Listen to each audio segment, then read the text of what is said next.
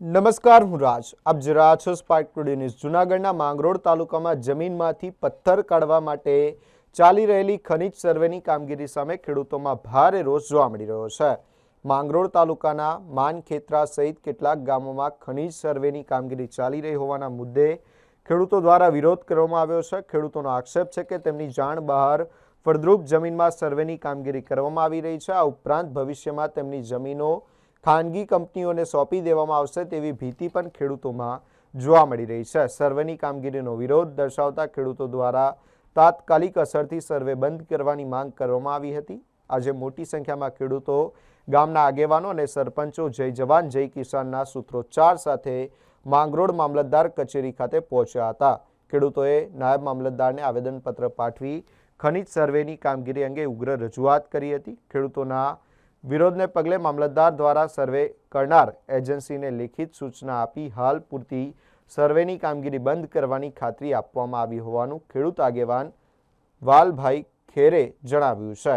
હવે ખેડૂતોની રજૂઆત બાદ તંત્ર દ્વારા આગળ શું કાર્યવાહી કરવામાં આવે છે અને ખનિજ સર્વેની કામગીરી ક્યારે શરૂ થાય છે તેના પર સૌની નજર છે. માંગરોળ તાલુકાના ગામડાઓની અંદર પથ્થરનો સર્વે કેન્દ્ર સરકારની ગાઈડલાઈન મુજબ કોઈ એજન્સી કામ કરતી હતી અને આ માંગરોળ તાલુકાના ખેડૂતોને કે ફાર્મરોને કોઈને કંઈ કશું ખબર ન હતી અને અમારે ધ્યાન સુધી આવ્યું એટલે અમે એને અટકાવ્યા છે, રોકાયા છે કે ભાઈ તમે પથ્થરની જે સર્વે કરો છો એ શા માટે સર્વે કરો છો? તો કે એ અમને ખબર નથી, એ કેન્દ્ર સરકાર નક્કી કરશે. એટલે અમે એને રોકાવ્યા છે, અટકાવ્યા છે અને આજ રોજ એ બાબતે અમે મામલતદાર કચેરીએ માંગરોળ તાલુકાના દરેક ગામના ખેડૂત આગેવાનો અને ખેડૂતો એકઠા થઈ અને આવેદનપત્ર આપ્યું છે અને મામલતદારશ્રીને અમે રજૂઆત કરી છે કે અમારો સંદેશો આ કેન્દ્ર સરકાર સુધી પહોંચાડો અને આ જે સર્વે ચાલે છે એને અટકાવવો જરૂરી છે.